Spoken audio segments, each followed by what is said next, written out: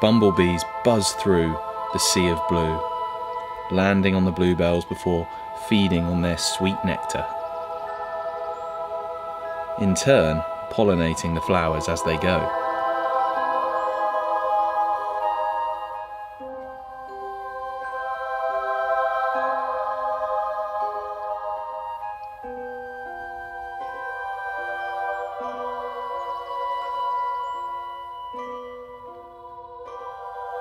But they aren't the only ones making the most of the bountiful bluebells.